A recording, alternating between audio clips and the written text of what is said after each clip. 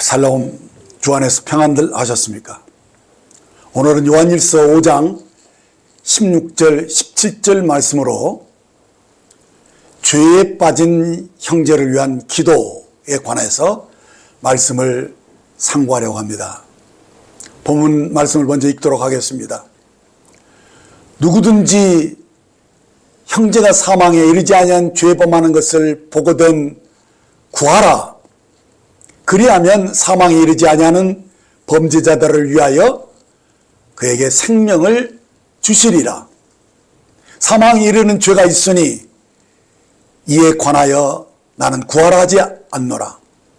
모든 불의가 죄로 돼 사망에 이르지 아니하는 죄도 있도다. 지난 시간에는 자신에게 영생이 있음을 아는 자는 하나님이 자신의 기도를 들으신다는 것 또한 확신할 수 있다는 것을 말씀드렸습니다. 그런데 오늘은 이 죄의 유혹에 빠진 형제들을 위해서 우리가 어떻게 기도함으로써 그를 죄에서 건져내며 공동체를 바로 세울 수 있는지에 관하여 말씀을 상고하려고 합니다.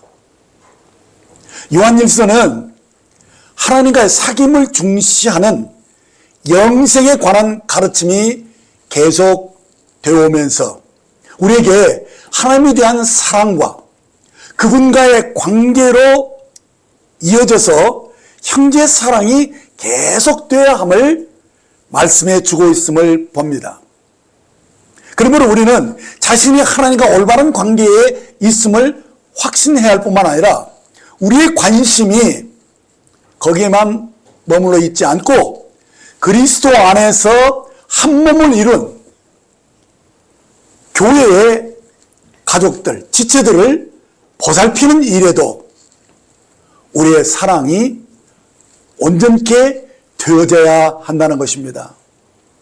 그렇습니다. 우리는 자신이 영생을 소유한 하나님의 자녀일 뿐 아니라 또한 교회의 한 구성원으로서 이 위대한 구원의 은혜를 온전히 누릴 수 있도록 하나님의 예비하신 영원한 이 시온스를 향하여 함께 행군해 나가는 그 일에 있어서 우리 모두가 하나로 결속되어야 한다는 것입니다. 이 말세에는 참 고통하는 때라고 말했습니다.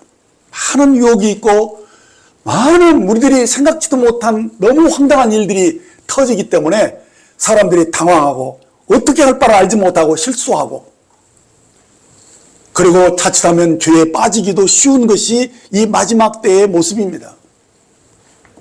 그러므로 우리는 주님이 오시는 그날까지 우리의 믿음을 지키는 것을 굉장히 신경을 써야 합니다.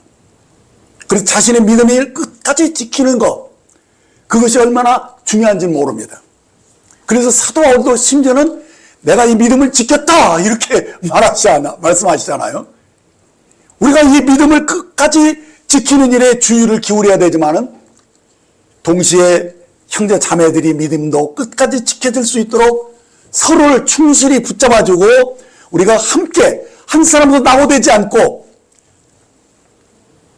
교회 안에서 이 사랑이 온전케 되는 이 일에 충실한 사람들이 되어서 우리가 주님 오실 때 주님처럼 변화되어지는 그런 소망을 끝까지 붙잡을 수 있는 그런 아름다운 신학교의 모습이 갖춰지기를 원하는 것입니다.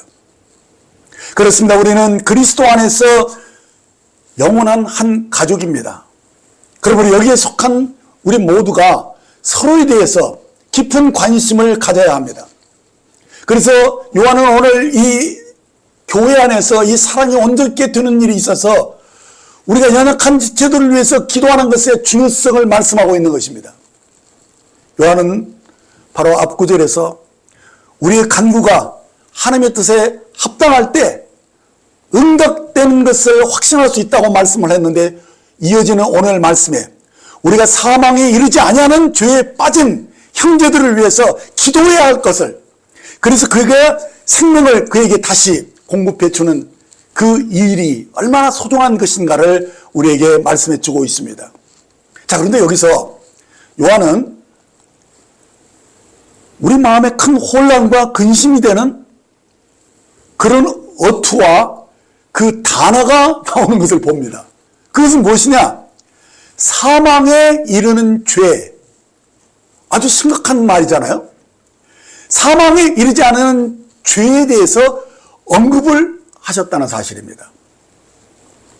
그래서 오늘 살펴볼 이 사망에 이르지 않는 죄가 정확히 무엇을 의미하는지 그것을 살펴보고 확정하기에 앞서서 저는 죄에 빠진 형제들을 위한 기도에 관하여서 살펴보고 이제 뒤에 가서 이 사망에 이르지 않은 죄가 무엇인지를 한번 규명해보고 균형 잡힌 해석을 고찰해 보려고 하는 것입니다.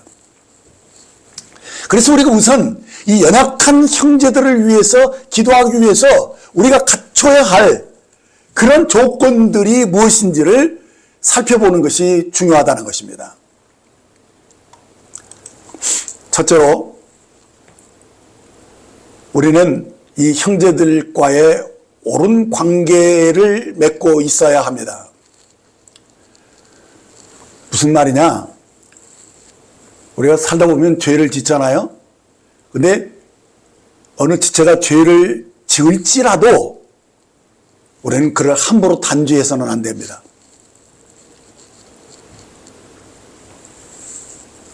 이 섣부른 의사들은 이렇게 쉽게 막 지체를 자르려고 합니다. 그렇죠. 안 그러면은 뭐 이거 그냥 온몸이 다 죽을 수도 있으니까 다리를 자릅시다. 어떻게 합시다 하면서 그래서 쉽게 수술을 하려고 하는 것이 의사들의 특성인데 우리는 그렇게 하지 않아야 된다는 것입니다. 그래서 그러기 전에 요한은 우리에게 기도를 부탁하고 있는 것입니다. 죄에 빠져 있을지라도 그가 사망에 이르는 죄 가운데 있을지라도 그를 건져내서 새롭게 해서 몸 안에서 건강을 회복하는 그런 일들이 중요성을 우리에게 말씀하고 있다는 것입니다. 그러니까 우리들이 여기서 중요한 의미는 뭐냐면 우리는 예수님의 그 피로 구속받은 동일한 생명을 가진 그리스도인이다. 한마디로 말해서 우리는 몸 안에서 한 지체다. 그래서 이 동일한 생명과 그 피를 나눈 형제 자매이기 때문에 우리는 이 지체들을 이 관계를 깊이 인식을 하고 이 지체들에서 정말 책임을 지으려고 하는 그런 자세로 그를 돌보고 붙잡아 줘야 한다는 것입니다. 이외에 우리가 한 가족이기 때문에. 그래서 우리 중 누가 죄에 빠지면 그것은 그 한 사람의 문제가 아니라 우리의 문제라는 사실을 인식을 해야 되는 것입니다. 그러니까 쉽게 말해서 우리가 그를 제대로 돌보지 못했고 우리가 그를 위해서 기도하지 않은 것에 대해서 책임의식을 느끼고 어떻게든지 그를 새롭게 하고 회복시키는 일에 우리의 기도가 얼마나 중요한 것인지 그것을 인식해야 한다는 것입니다. 우리가 누가 죄가 드러나면 우리는 교회의 평판이 나빠질까 봐 또 염려가 되고 두려운 마음들이 생깁니다. 그러면서 실제로 그 영향권 아래에 있기 때문에 함께 약해질 수 있고 자칫하면 생명을 함께 잃어버린다기보다는 그 힘이 약해져서 교회가 정말 힘을 갖지 못하는, 그래서 아무런 복음의 영향력을 갖지 못하는 그런 상태로 떨어지는 경우를 많이 보게 됩니다. 교회가 생명력을 잃는다는 것은 굉장히 두려운 일입니다. 우리가 의에 대한 영향력을 가져야 되는데 우리 죄에 대한 그런 눌림과 이것 때문에 위축되어져서 이 거룩함을 우리가 지키지 못하는 것은 신부된 교회로서의 부끄러운 일이죠. 그래서 우리가 죄가 드러나면 실제로 그 교회가 함께 연약해지는 것입니다. 자칫하면 함께 허물어질 수도 있는 것입니다.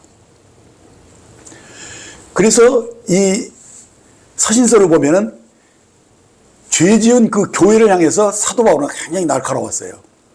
물론 온유하게 하셨지만은. 그래서 그 죄를 지적하기도 하고 죄에서 돌이키라고 그 형제를 징계하라고 하는 그런 구절도 적지 않은 것을 보게 됩니다. 그러니까 교회에서 어떤 죄 지은 자들이 생겨나기 시작하면 교회는 약해지는 것입니다. 그러니까 사실 우리 몸에 어디 한 부분이 아프잖아요. 그러면 다 사실은 연결되어 있다고 그렇게 특히 한의사들은 그렇게 얘기하더라고요. 간이 안 좋으면 그다음에 뭐가 어떻고 그래 어떻게 안 좋고 왜 눈이 안 좋냐면 뭐 때문에 어떻고 그래 이런 식으로 전부 다 연관이 되어 있습니다. 그래서 거기만 고치는 게 아니라 몸이 다 건강해져서 회복이 되어야 될 것들을 말씀하는 것을 봅니다. 그래서 우리들이 이 기도가 굉장히 중요하죠. 서로를 보살피고 서로 사랑하고. 그래서 이 요한일서에서는 형제 사랑에 관해서 참 많이 말을 해요. 그런데 우리는 실제로 이 사망에 이르지 않은 죄를 지는 자들을 위한 그 기도를 우리에게 말씀해 주고 있다는 것입니다. 그래서 요한일서에서는 너희가 가인처럼 되지 말라 그런 말도 나와요. 가인이 어떻게 했어요? 아벨을 죽였잖아요, 형제를. 그런데 하나님이 찾아와셔서 너희 동생 아벨이 어디 있느냐 이렇게 물으니까 내가 내 아우를 지키는 자입니까? 이렇게 하면서 하나님께 항변하는 모습을 보게 됩니다. 우리는 그래서는 안 됩니다. 우리는 당연히 내 형제를 지키는 자가 되어야 한다는 것입니다. 이것이 형제 사랑의 핵심인 것입니다. 그래서 우리가 깊이 서로를 살피고 저들이 더 깊은 웅덩이에 빠지지 않기 위해서 지켜서고 또 끌어내고 함께 우리가 그 시온성을 향해서 그 믿음을 계속 지켜나가야 하는 이 귀중한 것을 우리들이 가져야 한다는 것입니다. 갈라디아서 6장 1절 2절을 보면 형제들아 사람이 만일 무슨 범죄한 일이 드러나거든 신령한 너희는 온유한 심정으로 그러한 자를 바로잡고 너 자신을 살펴보아 너도 시험을 받을까 두려워하라. 너희가 짐을 서로 지라 그리하여 그리스도의 법을 성취하라. 이렇게 말씀하고 있습니다. 우리는 한 몸 안에서 함께 구원받은 한 식구입니다. 서로 책임이 있다는 것입니다. 그래서 죄에 빠진 형제를 우리는 방관해서는 안 됩니다. 그들을 돌아봐야 됩니다. 온유한 마음으로 그를 바로잡아 줘야 한다라고 말씀하고 있습니다. 그래서 그가 시험에서 벗어날 수 있도록 그 짐을 덜어주고 서로 함께 그 짐을 나누는 것, 그것이 바로 그리스도의 법을 성취하는 것이라고 말씀하고 있습니다. 요한은 본문에서 누구든지 형제가 사망에 이르지 아니하는 죄에 범하는 것을 보거든 구하라. 그러면 사망에 이르지 아니하는 범죄자들을 위하여 저에게 생명을 주시리라 라고 말씀했습니다. 여기서 구하라는 단어는요 매우 강한 의미를 가졌습니다. 이렇게 번역하는 것이 낫다고 학자들이 얘기합니다. 탄원하다, 탄원하다. 그런 뜻입니다. 이 탄원한다는 것은 어떤 절망적인 상황이나 공경에 빠져 있을 때 그걸 다급하게 건져내 달라는 그 간절하고 열렬한 강청의 기도를 가리키는 것입니다. 이런 형제가 회복되기 위해서, 아니 그가 회복될 때까지 그 기도를 멈추지 않는 열렬한 기도를 말하는 것입니다. 이는 사망의 구렁텅이에 빠져있는 형제를 건져내기 위해서 교회가 합심해서 기도하는 그런 아름다운 모습을 우리에게 요구하고 있습니다. 우리는 여기서 교회 생활의 진정한 아름다움을 보게 되는 것입니다. 요한은 이 교회가 이렇게 서로 사랑하는 가운데서 이 연약한 형제들을 위해서 어떻게 기도하는 것인가를 지금 말씀해 주고 있는 것이죠. 그러므로 우리가 한 몸 안에서 하나님 아버지와 그 아들 예수를 향한 그 사랑, 그것뿐만 아니라 서로 사랑하는 것에 대해서 우리가 하나 되라는 이 사실을 계속 일괄되게 요한일서에서 말씀하고 있는 것이죠. 그러면서 교회를 그리스도의 몸이다, 이렇게 가르치고 있어요. 자, 고린도전서 12장 12절을 보면 몸은 하나인데 많은 지체가 있고 몸의 지체가 많으나 한 몸인과 같이 그리스도도 그러하니다라고 하신 이 말씀대로, 자, 우리 교회에는요 여러 사람들이 있죠. 이 말은 몸 안에 여러 지체가 있다는 말과 같다는 것입니다. 그래서 머리 대신 주님의 그 지시와 돌봄을 따라서 각각 자기 위치에 서서 자기 역할을 다 할 때 건강한 몸이라고 말하는 것입니다. 우리는 각각 자기 위치에 서서 머리 대신 주님의 영광을 위해서 그의 지시를 따라서 우리가 살아야 됩니다. 그것이 우리 교회 생활의 목표죠. 서로 하나 되어야 한다는 것입니다. 그러면서 이 하나 된다는 것은 다른 것보다는 서로 필요를 의식해야 된다는 거예요. 이게 사랑이라는 건 구체적으로 뭐냐면 필요를 돌아보는 거예요. 뭐가 어려운가, 무엇이 필요한가 살펴서 그 부족한 것을 채워주고 도와주는 것이죠.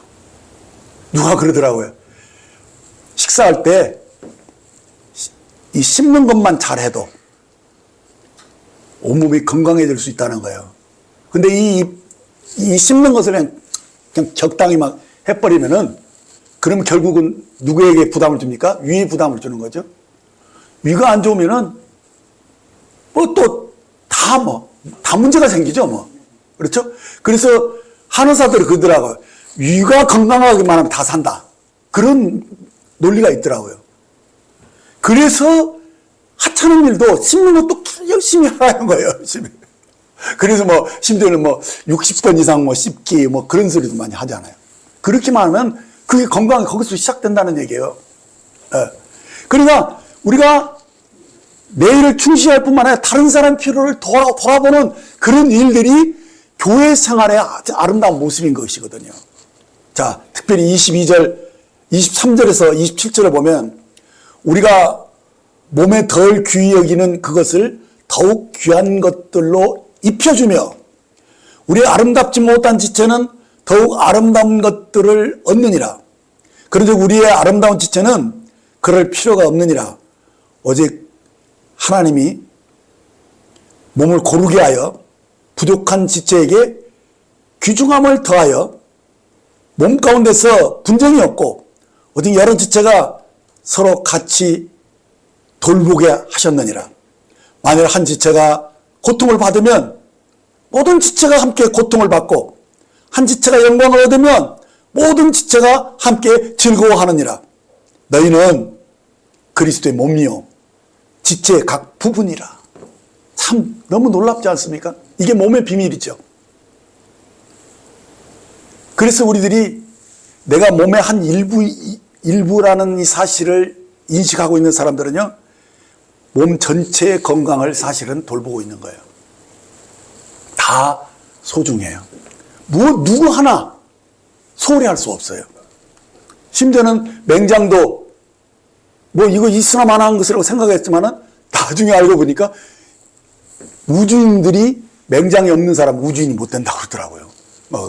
그런 말이 정말인지 어쩐지 몰라도 그런 얘기를 들었어요, 제가. 아무튼 간에 우리들이 쓸데없다라고 생각하는 그런 어떤 것도 다 필요하다는 사실입니다. 그래서 온몸을 다 소중하게 여기고 우리가 귀하게 여기는 그것이 실제로 우리들이 건강하게 살 수 있다는 것입니다. 그래서 우리가 서로에게 피차에 관심을 가지고 기도해주고 돌아보고 이렇게 하는 삶이 얼마나 귀중한 것입니까? 자, 그런데요, 오늘 말씀이 좀 다소 난해해요. 다시 말하면 해석이 구구할 수도 있고, 자, 이 해석이 맞나 하는 그런 의구심도 많이 일어나는 그런 대목이에요. 자, 그렇지만은 우리는 일단은 죄가 무엇인가를 우리들이 정확하게 정의를 내릴 필요가 있어요. 여기서 누구든지 형제가 사망에 이르지 않으면 죄 범하는 자가 자를 보거든이라고 이렇게 말씀했는데, 이 말이 무슨 뜻인지 참 어려워요. 근데 여기서 구하라, 그러면 사망에 이르지 않으면 범죄자를 위하여 저에게 생명을 주시리라. 사망에 이르는 죄가 있으니 이에 대하여 나는 구하라 하지 않노라. 모든 불의가 죄로 돼 사망에 이르지 아니하는 죄도 있도다. 참 어려운 느낌이 들어요. 무슨 말인가. 이게 저도 참 여러 번 읽어보고 또 여러 다른 서적들도 살펴보고 막 이렇게 했는데, 이 내용 하나하나를 참 고찰해 보면서 참 많은 유익을 얻었습니다. 자, 우리는 여기서 죄의 특성에 관해서 우리가 확실하게 말할 수 있어야 됩니다. 먼저 모든 불의는 죄니라. 이 짧은 말이지만은요, 여기 굉장히 힘이 있어요. 그러니까 이 말의 뜻은 뭐냐? 의롭지 않은 어떤 일은 다 죄다. 그러므로 하나님이 우리에게 제시해 주신 이 삶의 방식에서 벗어나 있는 모든 것은 죄다, 이런 뜻이에요. 그러니까 하나님이 모든 만물을 지으시고 보시기에 심히 좋았더라. 이것이 영어 성경으로 보면 굿이에요. very 굿이에요. 굿. 그러니까 하나님이 이미 만들어 놓은 질서 속에 이 모든 창조물은 다 조화롭고 아름다운 거예요. 그 자체가 굿이에요. 굿. 선이라는 거예요. 그럼 거기서 벗어난 것이 뭡니까? 죄거든요. 그래서 영어로 보면은 out of the order. order가 하나의, 우리는 이제 주문으로 알고 있지만은 그것은 질서, 명령, 법, 이런 뜻도 돼요. 그러니까 법에서 벗어난 거, 하나님이 지시한 것에서 벗어난 거, out of order, 그게 죄거든요. 예.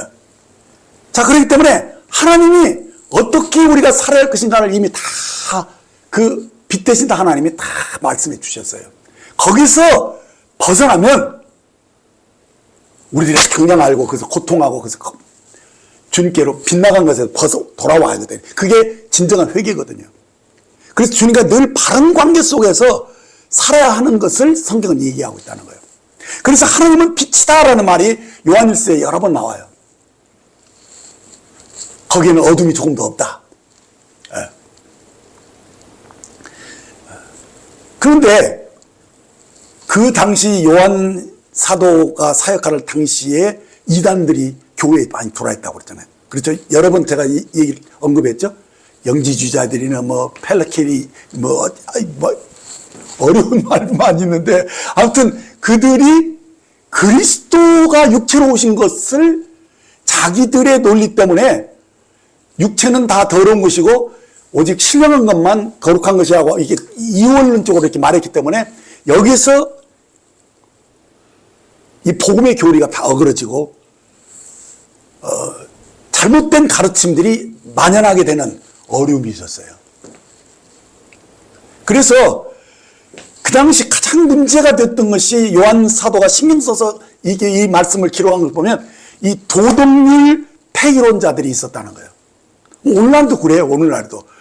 그들이 복음을 정확하게 얘기하는 것 같은데, 율법에 대해 죽었고 우리는 이미 죽었기 때문에 우리는 죄와 상관이 없다고 말하면서 아주 완벽한 사람처럼 얘기를 합니다. 근데 실제로 우리가 구원받고 난 이후에도 완벽합니까? 안 그러거든요. 우리는 참 연약한 투성이거든요. 아직도. 그래서 이 도덕률까지도 폐기해버리고 율법이 이제 다 필요 없는 것처럼 말하는 자들이 오늘날에도 있어요. 자, 그래서 우리들이 죄에 대해서 우리들이 정확하게 봐야 돼요. 이것을 함부로 해서는 안 된다는 거예요. 그래서 하나님은 빛이시다. 그에게는 어둠이 조금도 없다. 이렇게 말씀하셨을 뿐만 아니라 구원받는 사람들은 그 속에 하나님의 씨가 있기 때문에, 생명이기 때문에 범죄치 못한다 하는 이 말도 정확하게 해석해 줘야 돼요. 이 말 하나 가지고 그냥 우리 죄와 상관없어, 우리 죄에서 자유해, 이렇게 하는데 실제 삶이 죄에서 정말 자유하냐, 정말 하나님께 완벽하게 하나가 일치하냐, 그렇지 않으면서도 그냥 적당하게 그렇게 해서 죄에 대해서 감각이 무뎌져 있는 거예요. 그래서 세상의 또 논리들이 얼마나 막 이 나쁜 사상들이 쓰나미처럼 막 몰려와 있잖아요. 그래서 그 세상의 유행 때문에 뭐 별로 성경에서는 엄청난 죄라고 하는데 그럼 죄가 죄 같지 않게 여기는 그런 것이 오늘날 교회에도 엄청 들어가 있다는 거예요. 그래서 여기서 요한은 계명을 굉장히 중요시하고 있잖아요. 지금 서로 사랑하라는 말과 함께 이 계명을 우리는 무거운 것이 아니다, 이거 다 지켜야 된다는 얘기죠. 그러면서 계명을 지키지 않은 자는 거짓말하는 자다, 이렇게 분명히 말하고, 죄를 짓는 자마다 불법을 행하나니 죄는 불법이다, 이렇게 아주 강력하게 말씀하고 있잖아요. 그런데 교회가, 오늘날 교회가 거룩함을 잃어버리고 있는 이유가 뭐냐? 자꾸 세상의 것이, 거짓말들이 들어와가지고 죄를 짓고도 감각이 없어. 그게 무서운 게요. 병들 중에서 문둥병은 감각이 없어진다는 거잖아요. 죄 짓고도 아픈 줄 몰라. 그래서 문둥병이 왜 무서우냐면은 감각이 없기 때문에 막 무리하게 해서 발가락이 막 부러지고 그냥 이 눈물로 이렇게 계속 이렇게 적셔야 되는데 그것에 감각이 없으니까, 아픔이 없으니까 그냥 놔두니까 눈이 다 멀어버리는 거예요. 굉장히 무서운 거니까. 그러니까 죄를 지면 막 놀래가지고 고통스러워야 되거든요. 그래야지 회개가 일어나고 바르게 하는 일들이 일어나는데, 마귀가 우리를 죄를 심상하게 여기게 하는 거예요. 세상은 항상 죄를 적당하게 그냥 괜찮은 것처럼 이렇게 여기는 사상이 이렇게 들어와 있어요. 그래서 말씀을 굉장히 왜곡시키는 거예요. 요한일서 3장 9절 말씀 보면 하나님께로 난 자마다 죄를 짓지 아니한다, 이 말씀을 굉장히 중요한 말씀인데 왜곡되게 해버려서 마치 죄를 져도 우리는 무결점, 정죄받지 않는 것처럼 막 얘기를 해버리는 이 도덕률 폐기론자들이 오늘날 교회에도 있다는 거예요. 그래, 이 말은 우리 속에 생명이 있기 때문에 하나님의 속성을 가지고 영생을 가진 자들은 죄를 극복해 나갈 수 있는 힘이 그 속에 있다는 것을 말씀하기 때문에 죄를 지면 금방 알죠. 그래서 죄를 지속적으로 짓지 않고 의도적으로 죄 가운데 있을 수 없는 그러한 의로운 삶을 살 수 있다라는 사실을 말씀한 것이거든요.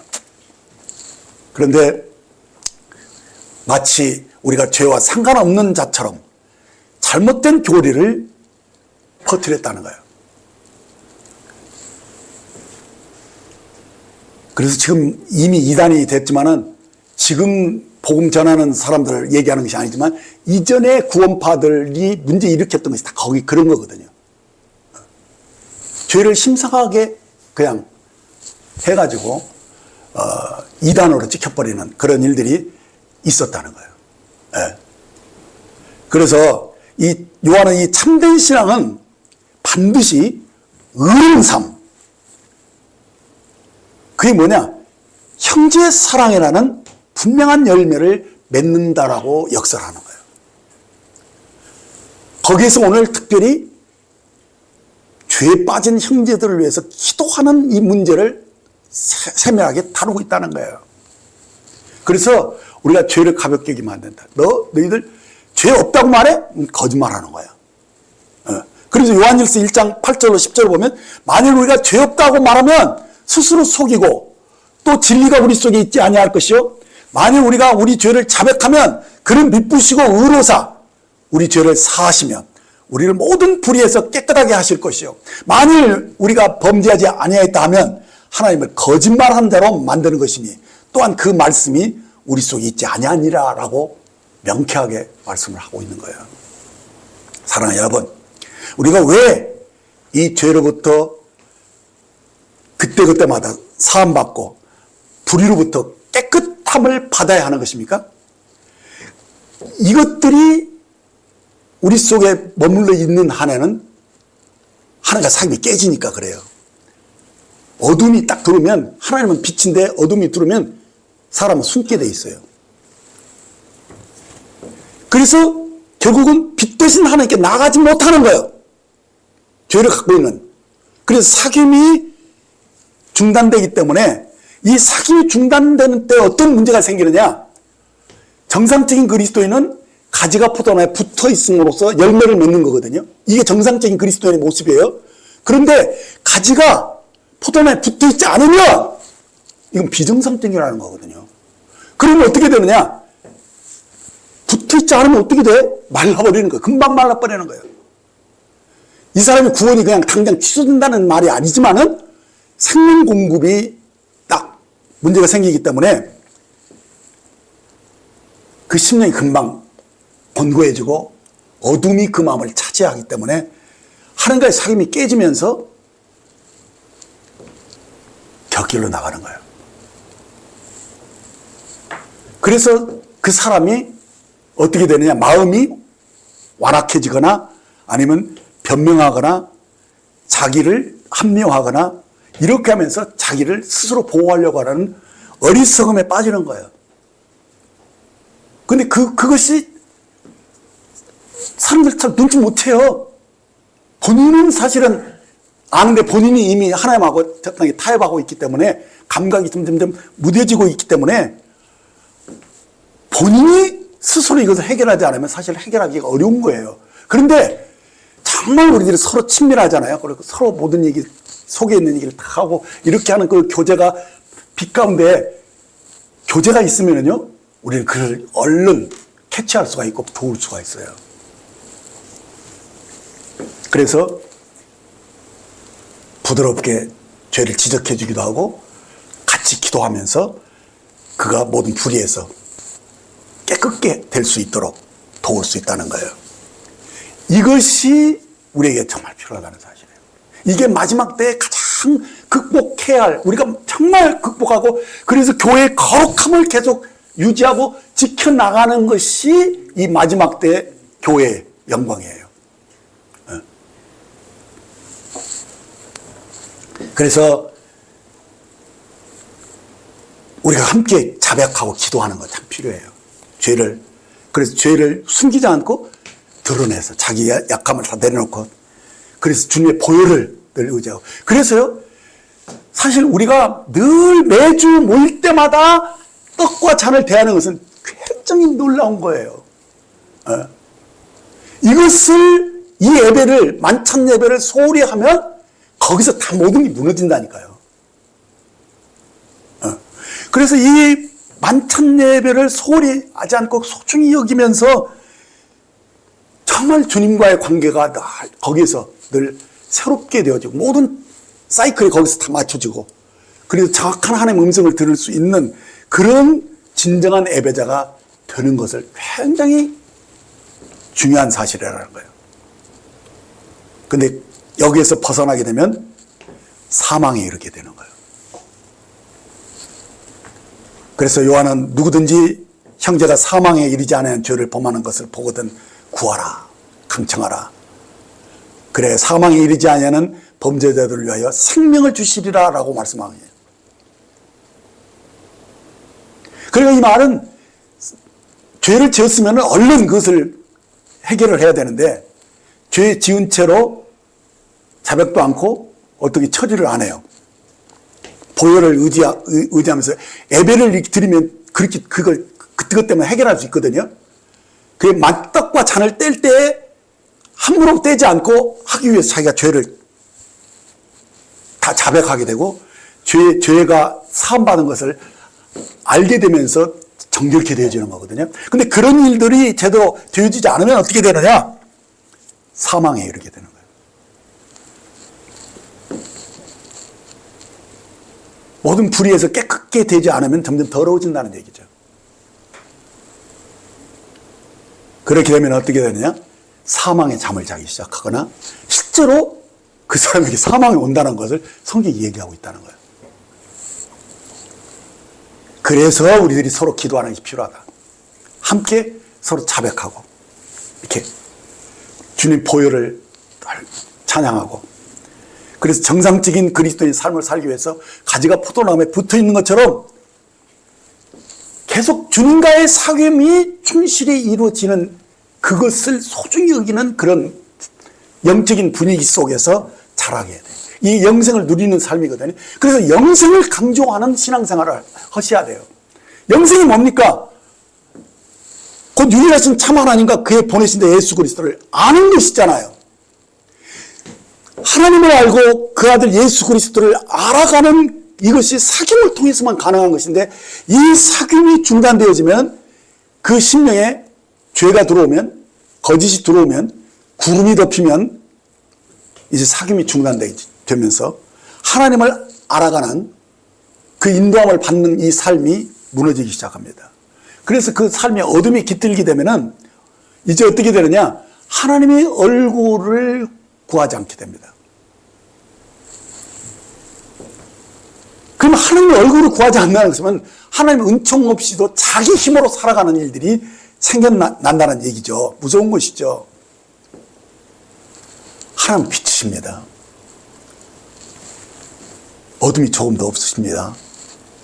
그런데 하나님과 사귐이 있다 하면서도 어둠을 행한다면 거짓말하는 것이죠. 진리를 행치 않는 것입니다. 굉장히 무서운 상태로 빠져 있는데도 그는 잘 몰라요. 그래서 하나님과의 사귐이 중단되면 그가 어떻게 되느냐? 기도하는 것을 소홀히 하기 시작합니다. 그래서 기도를 하지 않게 되면은 어떻게 되느냐? 이제 그 심령이 눌리고 냉랭해지는 것이죠. 네.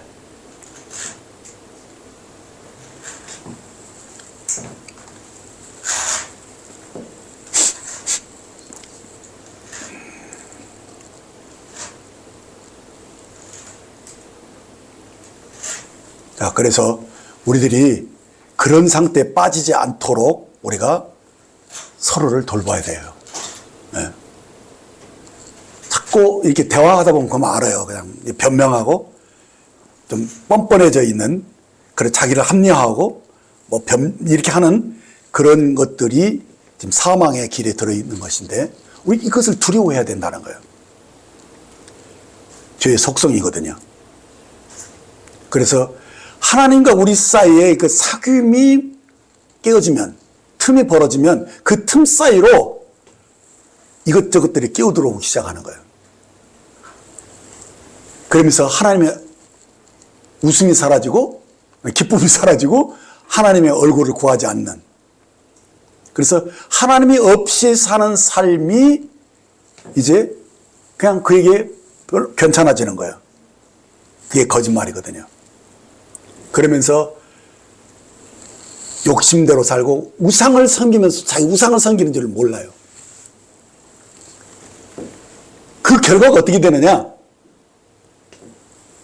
만일 하나님 징계가 없으면 사생자잖아요. 징계가 따라오고, 그리고 심지어는 죽음도 임할 수 있다는 거예요. 왜요? 사랑하기 때문에. 그래서 야고보서 1장 14절 15절을 보면요, 오직 각 사람이 시험을 받는 것은 자기 욕심을 끌려 미혹되매니 욕심이 잉태한 즉 죄를 낳고 죄가 장성한 즉 사망을 낳느니라. 여기서 사망을 낳느니라가 뭐냐면 영적인 사망만이 아니라 실제로 육체의 죽음이 따라오는 것을 성경 둘 다를 다 얘기하고 있어요. 그래서 이 죄로 인해서 결국 육체의 죽음까지도 올 수 있는 그 사건들이 성경에 여러 번 사례가 나온다니까요. 그러니까 사도행전을 보면은 그 아나니아와 삽비리가 성령을 속였잖아요. 그래서 거짓말을 막 하고 있잖아요. 그래서 그냥 죽는 것을 보게 됩니다. 그건 왜 그러냐면 교회가 굉장히 막 영광스러웠기 때문에 그런 일들이 있었던 거예요. 그리고요, 고린도전서 11장 27절로 30절 보면요, 그러므로 누구든지 주의 떡이나 잔을 합당하지 않게 먹고 마시는 자는 주의 몸과 피에 대하여 죄를 짓는 것이니라. 사람이 자기를 살피고 그 후에야 이 떡을 먹고 이 잔을 마실지니 주의 몸을 분별하지 못하고 먹고 마시는 자와 자기 죄를 먹고 너희 중에 약한 자와 병든 자가 많고 잠자는 자로 적지 않는다. 이 말이 무슨 말이냐면요, 여기서 잠자는 자는 성도가 죽음을 맞이하는 것을 말하는 거예요, 사실은요. 근데 오늘날은 이런 일들이 진짜 있는지 없는지는 모르겠어요. 그러니까 그만큼 교회가 거룩함이 상실되어서 이런 일이 없는지는 모르겠지만은 실제로 이 예배를 소홀히 하게 되면은 약해지고, 영적으로 약해지는 건 두말할 것도 없고 병들고 죽는 일도 있다는 사실을 성경이 얘기하고 있다는 거예요. 그러니까 아까도 말했지만 범죄하고도 내버려 두지 않아요. 하나님 그러면 사생자예요. 징계가 따르게 돼 있기 때문에 이런 일들이 있다는 것을 말씀하고 있는 거예요. 그래서 이것은 이런 해석도 가능한 거예요. 그래서 자, 고린도서 5장에 보면요, 고린도 교회 안에 아버지의 아내를 취한 음행 사건이 있었어요. 참 교회에서 엄청난 일이죠. 근데 교회가 그것을 통한이 여기지 않았다고 사도 바울이 막 고린도 교회를 책망합니다. 왜 그를 징계하지 않고 교회에서 쫓아내지 않았느냐? 바울이 책망합니다. 그러면서 바울이 뭐라고 하냐면, 내가 영으로 그를 판단했고 이런 자를 사단에게 내어주었으니 이런 육신은 매라고 영은 주 예수의 날에 구원을 받게 하려 합니다라고 말씀하신 것을 보게 됩니다.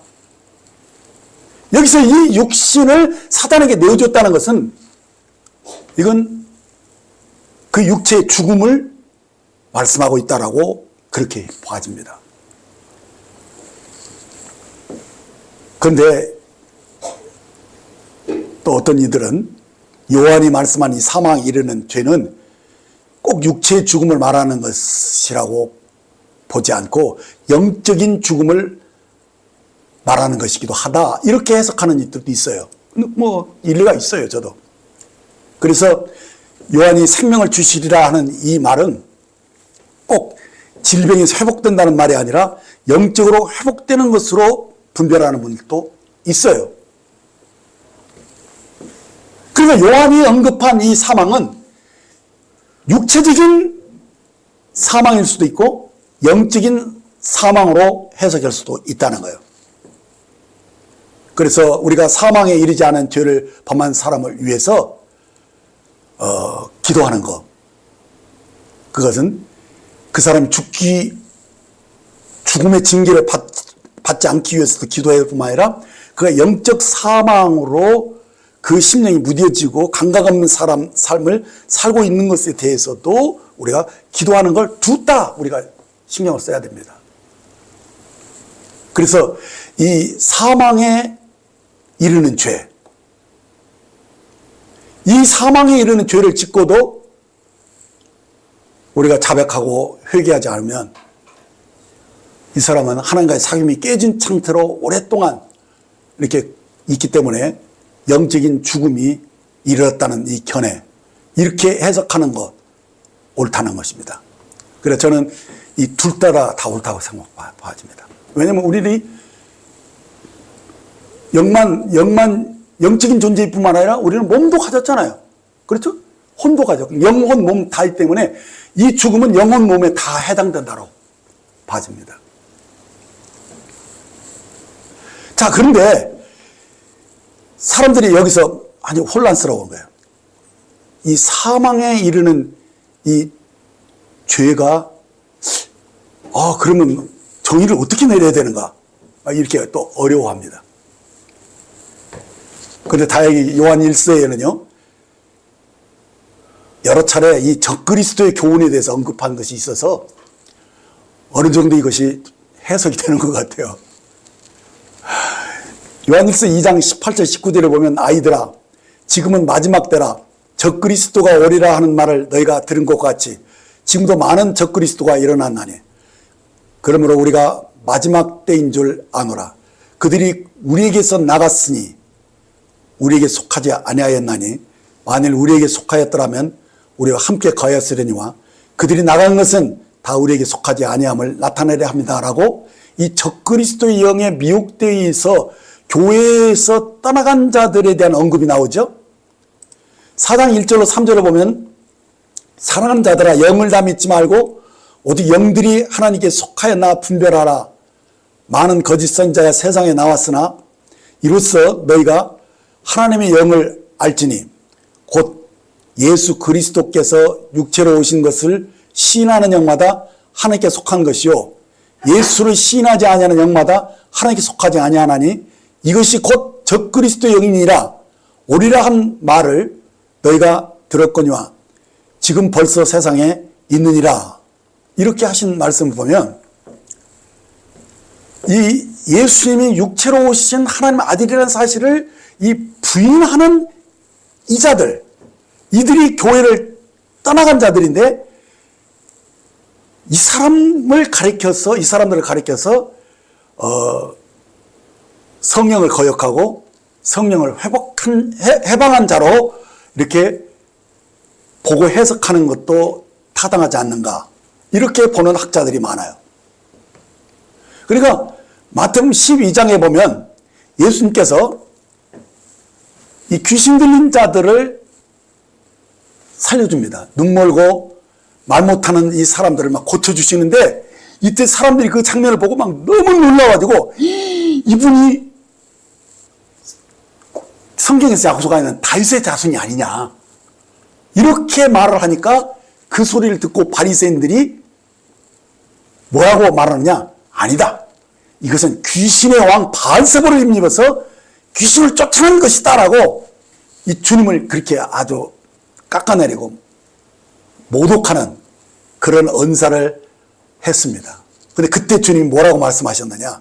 마태복음 12장 31절 32절을 보면 그러므로 내가 너희에게 이르노니 사람에 대한 모든 죄와 모독은 사하심을 얻되 성령을 모독하는 것은 사하심을 얻지 못하겠고 또 누구든지 말로 인자를 거역하면 사하심을 얻되 누구든지 말로 성령을 거역하면 이 세상과 오는 세상에서도 사하심을 얻지 못하리라 하신 이 말씀을 하셨다는 것입니다.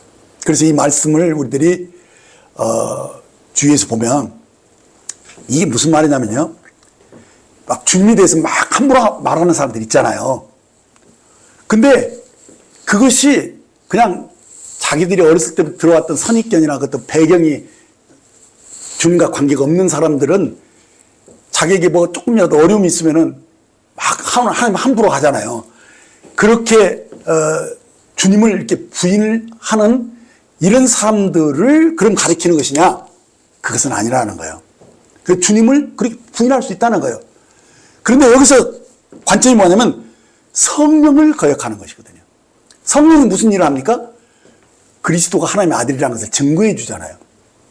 그래서 성령님이 깨우쳐 주신데도 불구하고 일부러 고의적으로 이 복음을 거절하고 그리스도에게 모독을 하면 그것은 주님을 모독한다기보다는 성령을 거역하고 모욕하는 그 죄로 주님이 말씀을 하신 거예요.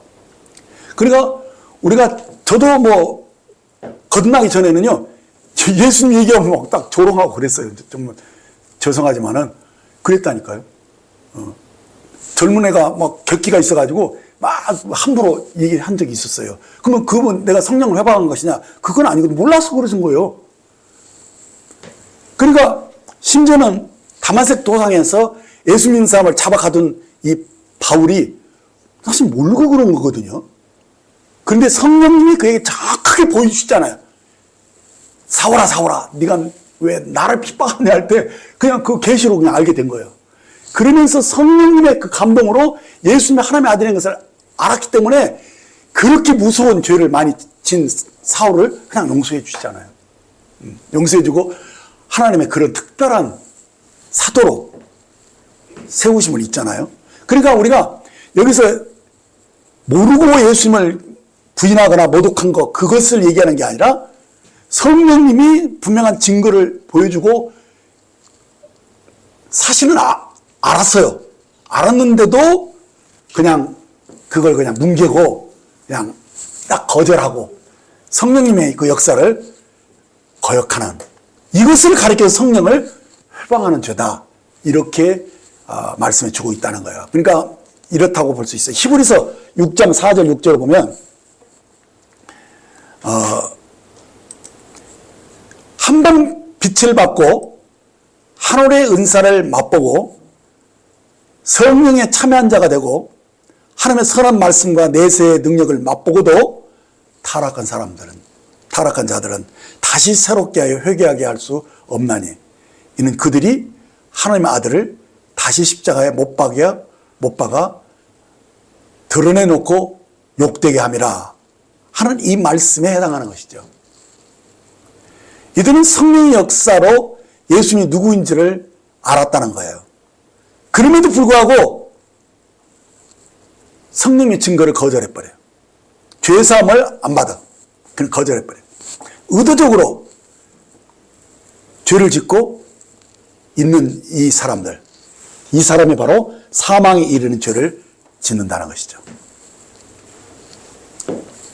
하지만 이 죄는 너무도 엄청나기 때문에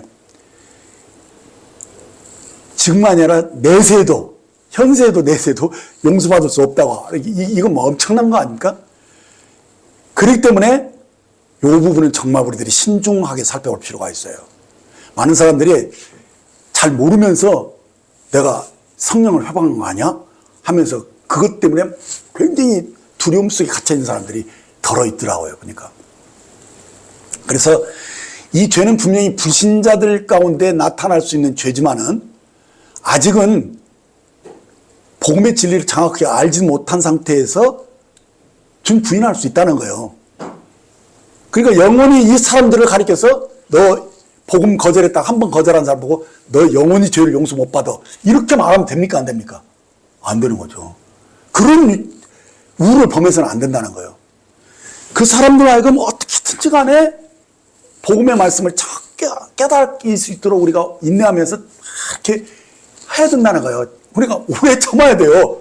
함부로 그가 예수님 거절한다고 너 이러면 성령을 회방하는 거야, 막 이런 식으로 하면 안 된다. 그것을 여러분들이 주의해야 된다는 것이죠. 그러니까 아까 말한 그 바리새인들, 예수님을 가리켜서 귀신의 양 바알세불을 힘입어서 귀신을 쫓아내는 거야, 이렇게 막 말한 이런 바리새인들 같은 사람들이 아니면, 예수님을 그냥 막 모독하고 그러잖아요. 그 사람들은. 그런 사람들이 한번 함부로 성령 회방죄라고 뒤집어 씌워서는 안 된다는 거. 그러니까 아까 말했던 히브리 기자의 말처럼 하나님의 선한 말씀과 내세의 능력을 맛보고도 타락한 자를 가리킨다는 것. 그래서 성령님의 증거를 거절한 자들인 것을, 그것이 무엇인지 이것을 정확하게 여러분들이 이해하고 있어야 된다는 것이죠. 자, 그래서 요한일서 5장 10절에 이렇게 말합니다. 하나님의 아들을 믿는 자는 자기 안에 증거가 있고 하나님을 믿지 아니하는 자는 하나님을 거짓말하는 자로 만드나니 이는 하나님께서 그 아들에 관하여 증언하신 증거를 믿지 아니하였습니다 라고 하셨을 때, 여기서 분명히 아들을 믿는 자에게는 증거가 나타난 거거든요. 근데 여기서 그 증거가 나타났음에도 불구하고 안 믿기를 거절하는 거예요. 그러면서 하나님을 어디냐면 하나님을 거짓말하는 자라고 거역하는 사람들이 있다는 거예요. 그 차이를 여러분들이 잘 분별을 해야 돼요. 자, 그래서 하나님을 거짓말한 자로 만드는 자들이 곧 성령을 모독하는 자라는 사실을 여러분들이 분별할 수 있어야 돼요. 그런데 어떤 이들은 이전에 자기가, 그리고 믿고 나서도 또 그럴 수도 있거든요. 성령님의 어떤 증거를 이렇게 거역하는 것이 정도가 어느 것인지 잘 정확하게 모르니까 그것에 걸림이 되는 사람들이 있어요. 말 함부로 이렇게 우리 실수할 수 있잖아요.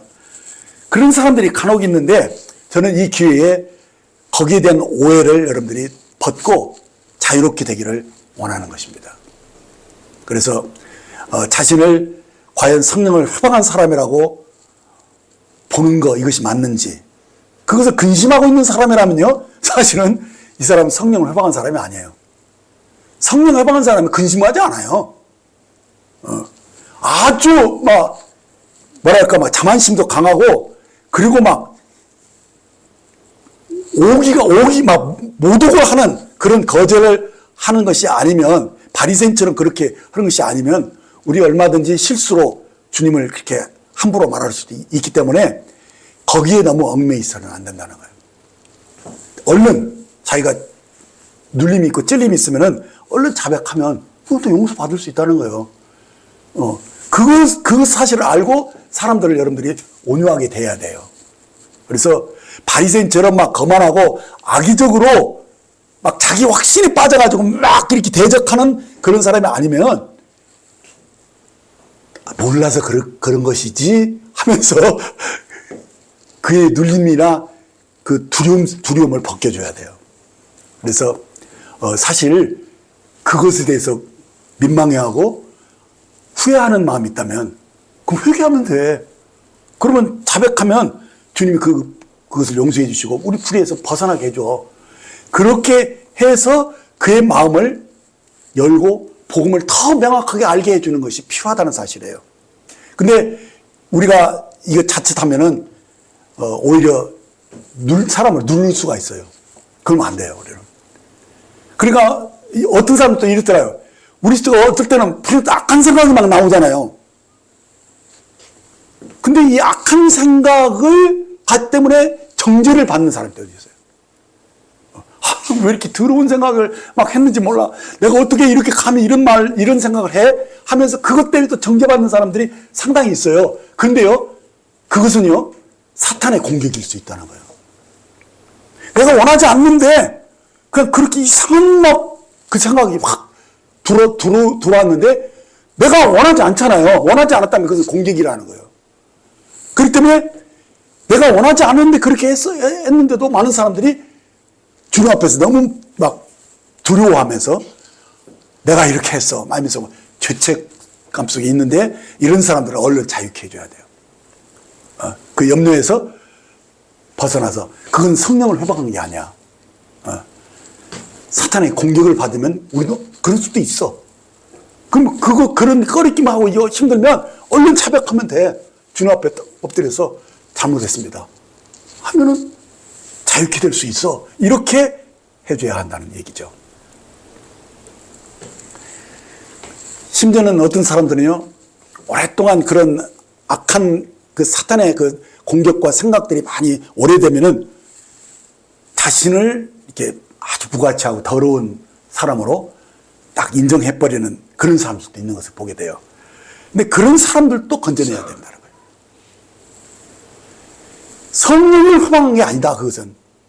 너 사단의 공격을 받은 거니까 주님께로 돌아오면 된다. 그렇게 할 수 있어야 된다는 것이죠. 그래서 끝으로 말씀드리고 싶은 것은, 정말 우리들이, 그분을 알기를 원한다면, 그분께 발견되기를 원한다면, 기도하면 된다는 거예요. 그래서 복음을 잘 귀담아 듣고, 주님이 어떤 분인지를 여러분들이 깨달으면, 믿으면 구원을 받잖아요. 그래서 어떤 죄를 지었을지라도 그것 때문에 뒤로 물러나지 말고 그것이 하나님을 거역한 것이라고 하면 그 거역한 건 사실이지만은 그런 마음이 계속 지금까지도 그렇지 않다면 그 사람을 자유케 해줘야 된다는 거예요. 오히려 그 사람들은요, 양심이 예민한 사람이거든요. 그 양심이 예민한 사람들은 성령의 도움을요, 더 깊숙이 받을 수 있는 그런 섬세한 사람이라고 우리 격려하면서 복음을 정확하게 제시하는 게 필요한 것이죠. 그래서 하나님의 사랑과 그 은혜를 발견할 수 있도록 우리가 도와야 돼요. 거기에 우리들이 중점을 가져야 된다는 거죠. 그래서 요한은 아예 여기서 사망에 이르는 죄를 누구를 딱 지칭을 했느냐, 아예 육체로 오신 예수님을 부인해버리고 교회를 떠나간 사람들, 그들에게 딱 돌렸다는 사실이 보여집니다. 그래서 이들은 아주 그냥 그 교리로 만들어가지고 적극적으로 그리스도가 육체로 오신 것을 부인했거든요. 막 주장하고 가르치면서 교회를 어렵게 했어요. 그러나 그런 사람들이 알면 우리들은 복음을 더 명확하게 말씀해줘서 알게 해서 그 죄에서 벗어나게 해주는 일, 그게 우리들이 힘써야 할 일이라는 것입니다. 그래서 사망에 이르는 죄, 이것을 우리가 함부로 취급해서는 안 되는 것입니다. 이들은 실제로 거만하고 자만하고 자기 확신에 가득해서 복음을 비방하고 하나님의 말씀을 어그러뜨리는 사람입니다. 완악한 자들이죠. 그래, 이런 사람들이 아니면 함부로 정죄하지 말아야 된다는 것입니다. 그래서 우리들이 일반적으로 짓는 죄들, 이거하고 성령을 거스르는 죄와를 딱 구별할 수 있어야 돼요. 아까 말했지만은 모든 불의는 죄예요.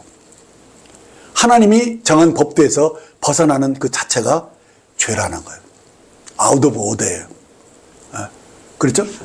그래서 하말티아라는 의미는 화살이 관역에 빗나간 거거든요. 그러니까 정확하게 하나님의 뜻대로 살지 않으면 그 자체가 죄라니까요. 노골적인 것이 아닐지라도 하나님이 정확한 관역에서 빗나간 모든 것은 우리가 얼른든지 알아차려야 돼요. 그래서 그 조준점을 다시 맞추는 삶을 사는 것이죠. 그래서 그 기도가 그래서 필요한 것이잖아요. 그래서 이 총을 쏠 때도요, 좌표를 정확하게 찍는 연습들을 계속 해야 되는 이유가 그거예요.